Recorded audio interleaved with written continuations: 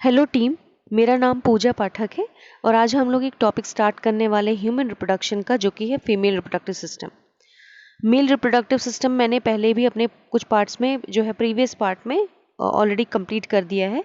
तो आज हम लोग नया टॉपिक स्टार्ट करेंगे, female reproductive system. So let's start. पहली बात तो, जो फीमेल रिप्रोडक्टिव सिस्टम है वो किससे बना होता है?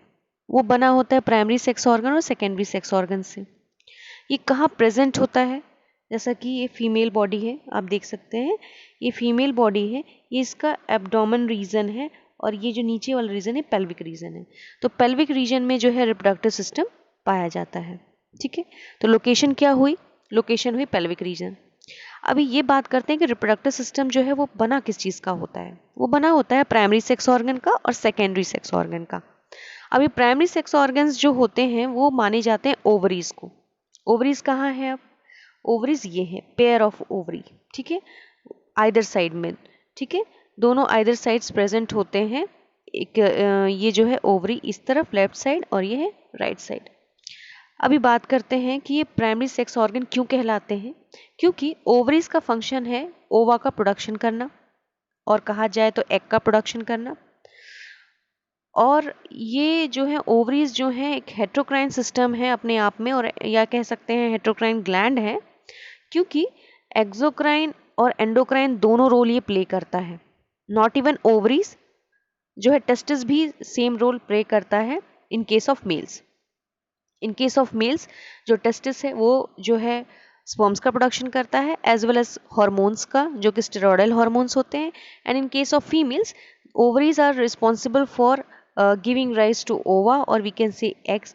और जो है एंडोक्राइन सिस्टम के हिसाब से माना जाए तो ये लोग कुछ एस्ट्रॉयडल हॉर्मोन्स को भी जो है रिलीज करते हैं। कौन कौन से हॉर्मोन्स ये बनाते हैं? एस्ट्रोजन और प्रोजेस्टेरोन को।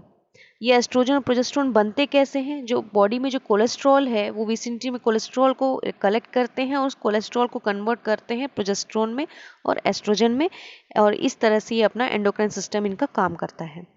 तो ये बात क्लियर हुई कि प्राइमरी सेक्स ऑर्गन कौन सा है? ओवरीज। ओवरीज हेट्रोक्राइन ग्लैंड है और दोनों की तरह काम करता है। एक्सोक्राइन क्योंकि ओवा प्रोड्यूस करता है, एंडोक्राइन क्योंकि ये जो है हार्मोन्स प्रोड्यूस करता है। ठीक है, अब आते हैं कि सेकेंडरी सेक्स ऑर्गन्स में क्या क्या है। इसमें सेकेंडरी सेक्स ऑर्गन्स में यहाँ पे है पेयर ऑफ फेलोपियन ट्यूब, जिसको ओविडक्ट भी कहा जाता है। ओविडक्ट कहाँ है? ये देखिए, ये है ओवरी। ओवरी जो है रिलीज करेगा ओवा, और यहाँ पे जो ये फिंगर लाइक प्रोजेक्शंस आप देख सकते हैं, इसको कहते हैं फिम्ब्रिये। और ये जो पूरी जो कैनाल आपको जो ट्यूब दिख रही है, ये ट्यूब जो है इसको हम लोग ओविडक्ट कहेंगे, या फिर कह सकते हैं आप फेलोपियन ट्यूब या ओविडक्ट, दोनों। ठीक है, कुछ भी कह सकते हैं आप, दोनों जो है एक दूसरे के सिनोनिम है। अभी बात करते हैं कि एक यूट्रस होता है। अब यूट्रस जो है ये पार्ट है। ठीक है, ये यूट्रस है इसका। यूट्रस जो है इन्वर्टेड पियर शेप होता है, मतलब उल्टे नाशपाती की तरह दिखता है, इसका शेप है। अब और जो है एक वजाइना होता है। ठीक है, ये हुआ secondary sex organ. Secondary sex organ का काम क्या है? जब ओवरी ने ओवा का प्रोडक्शन किया तो ये जो लोकेशन है इसको कहते हैं एम्पुला। इस रीजन पे ओवा को सेटल होना है, क्योंकि यही एक पोर्शन है ड्यूरिंग कोइटस, जब स्पर्म्स रिलीज होंगे, जो इंसेमिनेशन होता है और रिलीज होते हैं स्पर्म्स ये जो वेजाइना में, तो ये सर्वाइकल कैनाल को क्रॉस करके ये पूरी ये कैनाल, ये जो फेलोपियन ट्यूब से होते हुए एम्पुलर रीजन तक आएंगे। तो जो स्पर्म्स जो है ट्रेवल करते हैं from vagina to ampullar region, लेकिन ओवा को भी एम्पुला में प्रेजेंट होना पड़ेगा। तो ये जो ट्रांसपोर्टेशन है जो ओवरी का जो है ओवा का फ्रॉम ओवरी से लेके जो है यहाँ एम्पुला तक का, ये इसको एक सफ़र तय करना है। तो ये हुआ और उसके डेवलपमेंट हुआ, उसमें जो है कुछ चेंजेस आने वाले हैं वो सब। तो ये सब जो सेकेंडरी सेक्स ऑर्गन्स का काम है। ठीक है, तो ये सारे क्योंकि रोल प्ले कर रहे हैं कहीं ना कहीं किसी न किसी रूप में, तो just because they are helping the ova to get matured और टू हेल्प इन फर्टिलाइजेशन, इसीलिए इनको सेकेंडरी सेक्स ऑर्गन कहा जाता है, क्योंकि ये एसोसिएटेड होते हैं एक दूसरे से। ठीक है, और अब आते हैं वेजाइना के बाद एक पेयर ऑफ बर्थुलिन ग्लैंड। ये हम लोग बाद में पढ़ेंगे कि बर्थुलिन ग्लैंड एक्चुअली प्रेजेंट कहाँ होता है। ये जो है हमारा एक्सटर्नल जेनेटिलिया से रिलेटेड है, वो हम लोग इसके नेक्स्ट पार्ट में पढ़ेंगे। ठीक है, उसका लोकेशन हम वहीं पे देखेंगे। अभी आते हैं हम लोग इसको डिटेल स्टडी में। डिटेल स्टडी में देखा जाए तो ये डायग्राम आपको देखना पड़ेगा पहले। ये थोड़ा सा डिटेल्ड व्यू है उस प्रीवियस उससे। ये देखिए, ये वजाइना है। ठीक है, वजाइना में आप फोर्स देख रहे हैं, इनको जो फोर्स देख रहे हैं इसको रियुगे कहा जाता है। ठीक है, और ये जो है बना होता है किस टिश्यूज का? नॉन केराटिनाइज्ड स्क्वैमस एपिथेलियम का बना होता है। ठीक है, अभी बात करते हैं ओवरीज की। ठीक है, ये है ओवरीज दोनों, एक लेफ्ट साइड एक राइट साइड।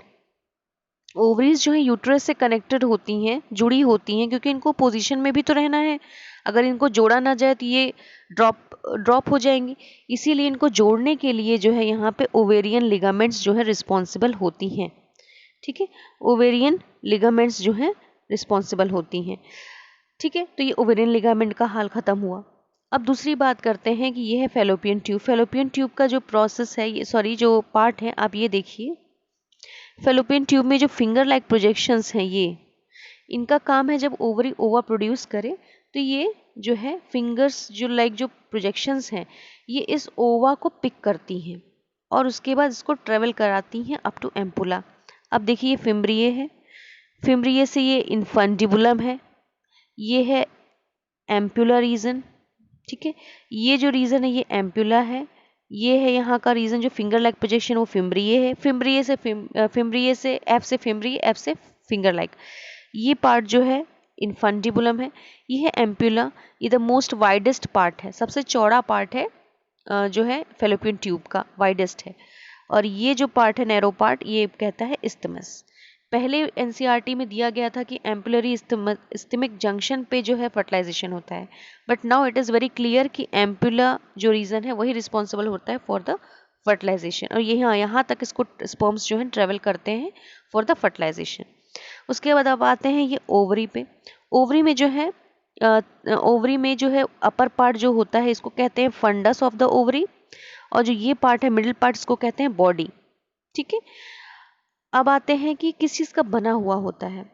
सबसे पहले फेलोपियन ट्यूब की बात करें तो फेलोपियन ट्यूब में जो है, फेलोपियन ट्यूब का स्ट्रक्चर जो है ये आप देख रहे हैं यहाँ पे, इसको ओविडक्ट भी कहा जाता है। और इसके अंदर जो लाइनिंग है वो सिंपल सिलिएटेड कोलमनार एपिथेलियम की लाइनिंग होती है इनसाइड। क्यों होती है? सिलिएटेड होना क्यों ज़रूरी है? सिंपल सिलिएटेड जो है कोलमनार सेल्स का होना क्यों ज़रूरी है? क्योंकि जो सीलियर लाइक प्रोजेक्शंस जो यहाँ रहते हैं वो कहीं ना कहीं ओवा को और स्पर्म्स की ट्रैवलिंग में हेल्प करते हैं, सीलिया, क्योंकि वो ब्रश बॉर्डर क्रिएट करते हैं, एक जो है फ्लोटिंग एनवायरनमेंट प्रोवाइड करते हैं जो है स्पर्म्स को, और इन दोनों को फैसिलिटेट करते हैं ओवा को और स्पर्म को टू मीट एट एम्पुला। इसीलिए जो है इनका नेचर ने इनको एक सिलिएटेड कोलमनार एपिथेलियम की एक जो लेयर दी हुई है। ठीक है, इन फेलोपियन ट्यूब, और ये बहुत बार क्वेश्चन पूछा भी गया है एग्जामिनेशन में। अब आते हैं यूट्रस की तरफ। यूट्रस जो है वॉल ऑफ यूट्रस जो है it is made up of 3 linings. Endometrium, सबसे जो अंदर वाली होगी वो एंडोमेट्रियम, जो बीच वाली मिडिल जो लेयर होगी वो मायोमेट्रियम, और जो सबसे ऊपर वाली होगी वो पेरीमेट्रियम। ठीक है, पेरीमेट्रियम जो है वो थिन लेयर है, मायोमेट्रियम जो है मस्क्यूलर है। ठीक है, और वो स्मूथ मसल की बनी होती है, और जो है ये भी कॉन्ट्रैक्शन में हेल्प करती है, क्योंकि ड्यूरिंग द प्रेगनेंसी एक फीमेल को एक बेबी को बियर करना है, इसीलिए उस मसल्स काफ़ी स्ट्रॉन्ग होती हैं ताकि जो है वो बियर कर सकें बेबी को 9 मंथ्स तक। और उसके बाद जो है ड्यूरिंग बेबी बर्थ में कॉन्ट्रैक्शन में, और इवन यहाँ पे जो है कुछ जो चलिए अब बात करते हैं, जब हम लोग यूट्रस के बारे में पढ़ेंगे तो हम लोग इसको पूरे डिटेल में पढ़ेंगे। अभी आते हैं जो एंडोमेट्रियम है। एंडोमेट्रियम के बारे में एक खास चीज़ ये है कि every girl undergoes menstrual cycle, ये आपको पता है।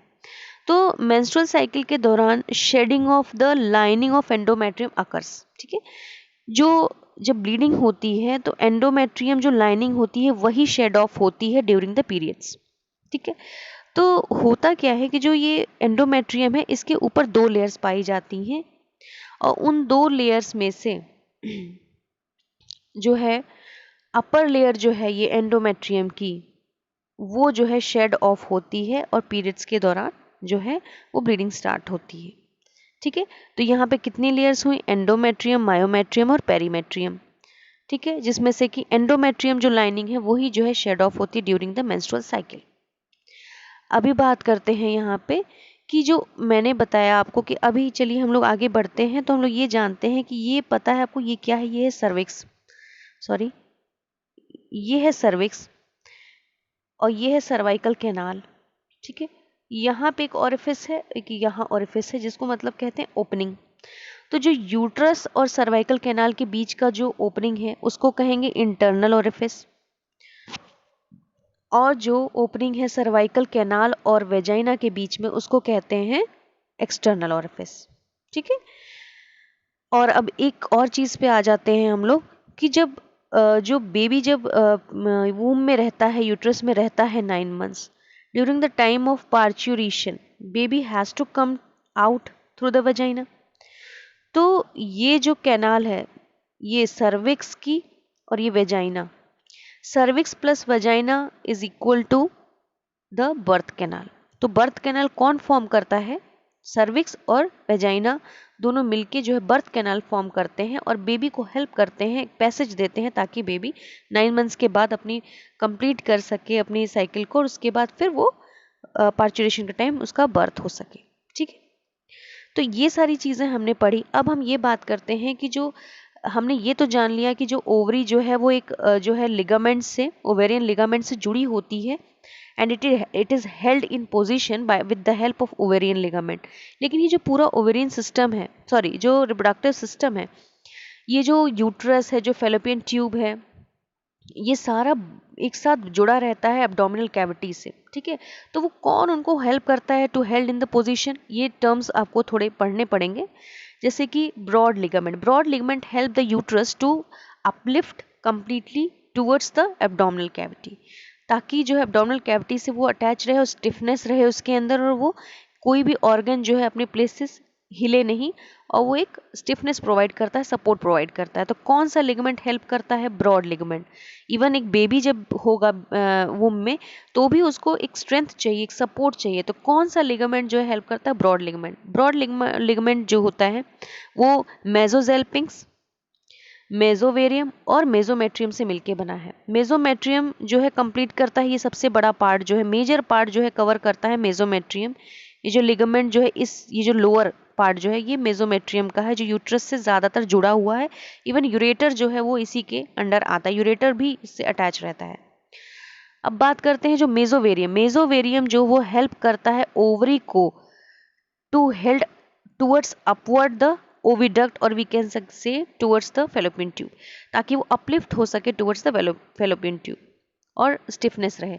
और मेसोजेल्पिंग्स जो है वो ये जो पार्ट है, this one below the fallopian tube, और फेलोपियन ट्यूब को स्टिफनेस देने के लिए और जुड़े रहने के लिए उसको जो है मेसोजेल्पिंग्स कहते हैं। ठीक है, तो ब्रॉड लिगामेंट जो है इन तीनों लिगामेंट से जुड़ के बना हुआ है। ब्रॉड लिगामेंट जो कि यूट्रस और पूरे रिप्रोडक्टिव सिस्टम को हेल्ड करके रखता है, होल्ड करके रखता है, और जो है ओवेरियन लिगामेंट जो है ओवरी को जोड़ के रखता है यूट्रस से।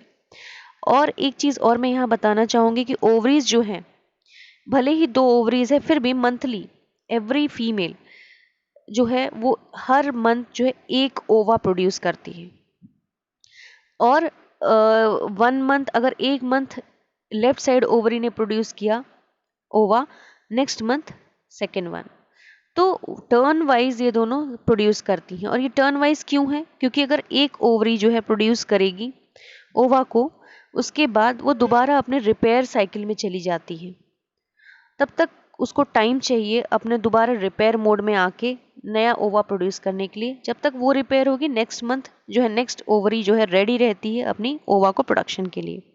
ठीक है, तो ये एक रीज़न है। अब जो है एग की बात करें, तो एग जो ये जो रिलीज़ करती है ओवरी, जो ओवरी एग रिलीज़ करती है वो कहाँ रिलीज़ करती है, वो रिलीज़ करती है इनटू द सिलोमिक कैविटी, और we can see in the in the coelomic cavity.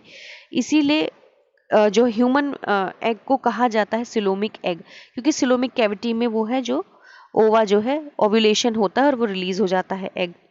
ठीक है, और जब रिलीज होता है एग तो उनको कैच कौन करता है, फिमरिए। अब मैंने ये बताया कि जो ओवा जो है यहाँ वो वेट करता है in the ampullar region for the sperms to get them fertilize, ठीक है। इन केस अगर ये फर्टिलाइज ना हो, अगर फर्टिलाइजेशन नहीं होता, in the absence of fertilization इस ओवा का क्या होता है? क्या ये मेंस्ट्रुअल साइकिल के संग शेड ऑफ हो जाता है? जब मेंस्ट्रुअल ब्लड आता है उसकी ब्लीडिंग के संग शेड ऑफ हो जाता है, या कुछ और होता है? तो यहाँ एक फैक्ट है कि फेगोसिटिक सेल्स जो होते हैं हमारी बॉडी में, जो मोनोसाइट्स जो होते हैं, जो डेड और डेब्री सेल्स को जो ईट कर लेते हैं, खा जाते हैं, उनको फेगोसिटिक सेल्स कहा जाता है। वेस्ट जो है वो खा जाते हैं, वो सेल्स जो होते हैं उनको फेगोसिटिक सेल्स कहा जाता है। वो फेगोसिटिक सेल्स यहाँ आते हैं, और जब ओवा जो है फर्टिलाइजेशन नहीं हो पाती तो वो वहाँ पे ख़त्म हो जाती है। उसकी जो ड्यूरेशन है वो 24 आवर्स की होती है। वो 24 आवर्स तक ही अपना जो है फर्टिलाइजेशन के लिए परफेक्ट होता है। आफ्टर 24 आवर्स इसकी जो है स्ट्रेंथ खत्म हो जाती है, तो उसके बाद वो ख़त्म हो जाता है। ख़त्म होने के बाद उनको फेगोसिटिक सेल्स जो हैं डाइजेस्ट कर जाते हैं और खा जाते हैं। तो हमने यहाँ पे काफ़ी सारी चीज़ें ऑलरेडी पढ़ ली हैं, और आगे का जो नेक्स्ट पार्ट है मैं इसको नेक्स्ट कोशिश करूँगी कि हम नेक्स्ट वीडियो में डिटेल में पढ़ाऊँ। तो थैंक यू, आपने मेरा लेक्चर ध्यान से सुना, और आप मेरे चैनल को ज़रूर लाइक करिए, शेयर कीजिए और सब्सक्राइब कीजिए, ताकि मैं और ऐसे वीडियोस बना सकूँ। थैंक